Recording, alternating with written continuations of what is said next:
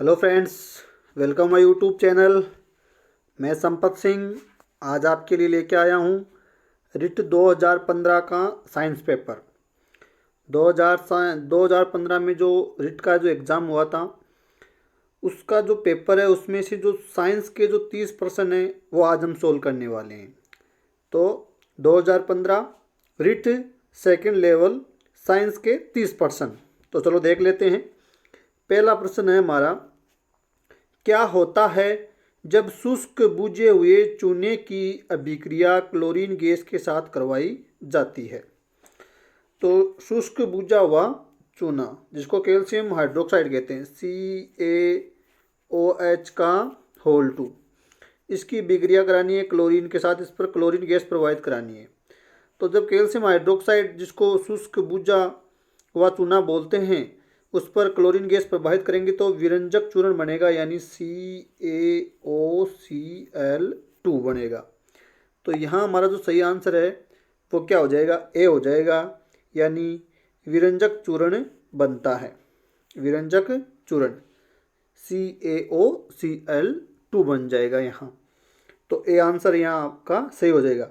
Baking soda का मतलब होता है आपका खाने वाला सोडा, धोने का सोडा जो दावन सोडा भी बोलते हैं, और प्लास्टर ऑफ पेरिस यानी POP। बेकिंग सोडा का सूत्र होता है आपका NaHCO3 और धोने का सोडा का सूत्र होता है Na2CO3 और प्लास्टर ऑफ पेरिस का होता है CaSO4 डॉट आधा H2O। चलो नेक्स्ट चलते हैं। जीव विज्ञान के जनक कौन है। तो जीव विज्ञान के जनक आप सभी को पता होगा, अरस्तु है। तो सही आंसर हो जाएगा बी। थियोफ्रेस्टस वनस्पति शास्त्र के जनक है, यानी वनस्पति विज्ञान के जनक है। लेमार्क जो है उन्होंने उपार्जित लक्षणों की वंशागति का सिद्धांत दिया था, और चार्ल्स डार्विन ने प्राकृतिक वर्ण का या चयन का सिद्धांत दिया था। नेक्स्ट चलते हैं। निम्न में से कौन सी क्रिया कार्य सूचक क्रिया है। तो 123 में हो जाएगा बी। क्या हो जाएगा, बी एंड सी दोनों इसमें सही माने गए हैं, रेखांकित करना और सुनना। तो 123 में बी और सी दोनों को सही माना गया था। ये जो फाइनल जो आंसर किए उसके आधार पर हम बता रहे हैं। नेक्स्ट है, हमारी ज्ञान अनुभूतियों की अस्त व्यस्त विभिन्नताओं को एक तर्कपूर्ण विचार प्रणाली निर्मित करने के प्रयास को विज्ञान कहते हैं। विज्ञान की उपयुक्त परिभाषा किसके द्वारा दी गई थी। तो इसमें सही आंसर हो जाएगा बी, अल्बर्ट आइंस्टाइन ने यह परिभाषा दी थी। नेक्स्ट है, कौन सी बाल केंद्रित विधि है। तो प्रोजेक्ट विधि, समस्या समाधान विधि, प्रयोगशाला विधि, उपयोग सभी, तो ये सारी ही बाल केंद्रित विधियाँ ही है। तो 125 में सही आंसर हो जाएगा डी। नेक्स्ट चलते हैं। शिक्षण उद्देश्यों का वर्गीकरण किसने दिया था। तो ये आप सभी जानते होंगे। तो इसमें सही आंसर हो जाएगा BM ब्लूम ने दिया था। BS ब्लूम ने दिया था। नेक्स्ट है, साक्य अभिकर्मित अनुदेशन के जनक कौन है। साकित अभिकर्मित अनुदेशन के जो जन्मदाता थे या जो जनक थे वो BF स्किनर थे, लेकिन यह नाम आया साक्य अभिकर्मित अनुदेशन। तो आप सभी जानते होंगे। तो 127 में हो जाएगा आपका क्या आंसर हो जाएगा बी, नॉर्मन ए क्राउडर। बी आंसर सही हो जाएगा। निम्न में से कौन सी क्रिया विज्ञान शिक्षण में पाठ्यसहगामी है। तो 128 में हो जाएगा बी, यानी आपका क्या विज्ञान मेला। पाठ्यसहगामी एक क्रिया है ये, विज्ञान मेला। निम्न में से कौन सी सर्वे सामग्री है, सर्वे जिसमें सिर्फ सुनाई देता है। तो OHP, चित्र विस्तारक यंत्र और मायादीप ये आपके सर्वे हो जाएंगे, दृश्य सर्वे हो जाएंगे। लेकिन ग्रामोफोन कैसा है, सिर्फ और सिर्फ सर्वे सामग्री है। तो 129 में सही आंसर हो जाएगा सी, ग्रामोफोन सर्वे सामग्री है जिसमें सिर्फ सुनाई देता है। नेक्स्ट है, मूल्यांकन का मुख्य उद्देश्य क्या है। तो 130 में आंसर सही हो जाएगा बी, अधिगमकर्ता की उपलब्धि जानना और सुधार करना। तो 130 में क्या हो जाएगा बी हो जाएगा सही आंसर। नेक्स्ट चलते हैं। उपचारात्मक शिक्षण किसका अंतिम चरण है? तो आप सभी जानते होंगे, इसका सही आंसर हो जाएगा निदानात्मक शिक्षण का। तो उपचारात्मक जो शिक्षण है वो निदानात्मक शिक्षण के बाद है जो किया जाता है। तो उपचारात्मक शिक्षण का अंतिम चरण क्या हो जाएगा? निदानात्मक शिक्षण हो जाएगा। 131 में हो जाएगा सी। नेक्स्ट है, निम्नलिखित में से पौधे का कौन सा भाग अगुणित होता है? यानी उसमें जो है गुणसूत्रों की संख्या आदि रहती है, अगुणित होता है वो, 2n नहीं होती है, उनमें गुणसूत्र संख्या n होती है। तो 132 में सही आंसर हो जाएगा युग्मक। पुष्प है, परागकोश है, अंडाशय, ये द्विगुणित होते हैं, लेकिन युग्मक वो अगुणित होता है, सिर्फ उसमें n होता है। तो 132 में सही आंसर हो जाएगा क्या? ए। 133, निम्नलिखित जीवाणुओं में से मानव जाति के लिए लाभकारी है? तो यहाँ सही आंसर हो जाएगा 133 में ए, स्ट्रेप्टोकोकस। स्ट्रेप्टोकोकस। पेनिसिलियम ये आपका कवक है, जिससे आपकी जो औषधि होती है पेनिसिलियम वो प्राप्त होती है। स्ट्रेप्टोकोकस यहाँ 133 में सही आंसर हो जाएगा। नेक्स्ट 134, जठर रस में होता है। तो 134 में बोनस दिया गया है, इसमें क्या दिया गया है? बोनस है, इसमें बोनस दिया गया है। 135, निम्नांकित में से पादपों के लिए कौन सा सूक्ष्म मात्रिक पोषक पदार्थ है? निम्नलिखित में से पादपों के लिए कौन सा सूक्ष्म मात्रिक पोषक तत्व, यानी जिसकी मात्रा बहुत ही कम चाहिए? तो 135 में हो जाएगा बी, यानी मैग्नीज, Mn। नेक्स्ट है, पुरुष में कौन सी कोशिकाएं वर्षणीय हार्मोन एंड्रोजन्स का संश्लेषण एवं स्त्रवण करती है?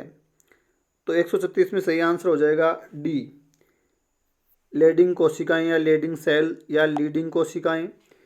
तो यहाँ से आंसर हो जाएगा लेडिंग सेल, जो आपके जो नर हार्मोन होता है, लिंग हार्मोन टेस्टोस्टेरोन, उसका सिक्रेशन करती है या उसके लिए जिम्मेदार होती है।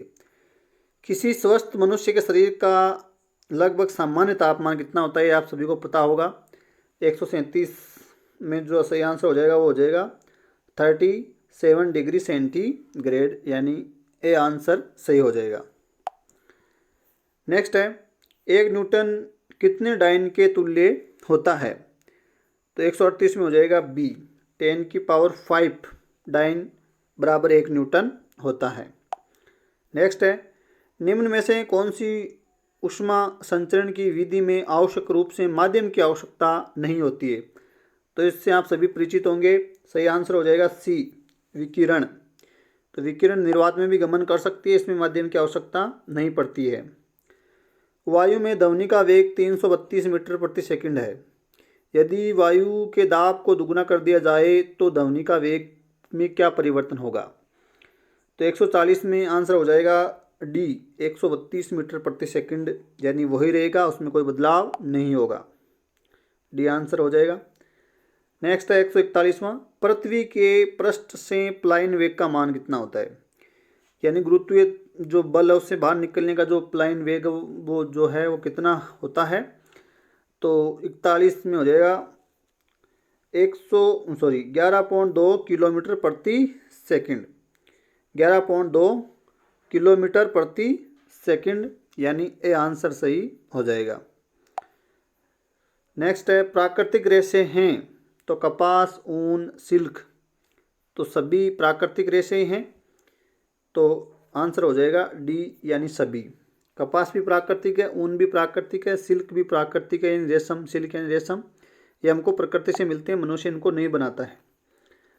नेक्स्ट है, पोर्टलैंड सीमेंट में कैल्शियम ऑक्साइड यानी बिना बुझा हुआ चूना और सिलिकॉन ऑक्साइड का संगठन जो प्रतिशत है वो क्या होता है? तो 143 में हो जाएगा सी, आंसर सही हो जाएगा। 60 से 68% तो होती है कैल्शियम ऑक्साइड और 17 से 24% होता है SiO2। नेक्स्ट चलते हैं, वेब ब्राउज़र के उदाहरण है। तो 144 में हो जाएगा डी, उपयुक्त सभी, यानी Mozilla, opera, Netscape, navigator, Netscape, internet explore और मोजिला फायरफॉक्स, ये सभी वेब ब्राउज़र के उदाहरण हैं। नेक्स्ट है क्षुद्र ग्रह निम्न कक्षाओं के बीच पाया जाता है, यानी क्षुद्र ग्रह कहाँ पाए जाते हैं? तो 145 में हो जाएगा बी आंसर सही हो जाएगा। मंगल और बृहस्पति ग्रह के बीच पाए जाते हैं क्षुद्र ग्रह। नेक्स्ट है निम्न के लिए सोनार तकनीक काम में ली जाती है। तो सोनार तकनीक किस में काम आती है? तो 146 में हो जाएगा आपका ए आंसर सही हो जाएगा। जल में स्थित पिंडों की दूरी, दिशा एवं चाल नापने के लिए सोनार काम में आता है। 147वां है नीचे दी गई अभिक्रिया के संदर्भ में कौन सा कथन असत्य है? तो ये जो 147वां जो क्वेश्चन है इसमें भी क्या दिया गया था? बोनस दिया गया था, इसमें भी बोनस मिला हुआ है। नेक्स्ट चलते हैं 148वां निम्नलिखित रासायनिक अभिक्रिया के उत्पाद लिखिए।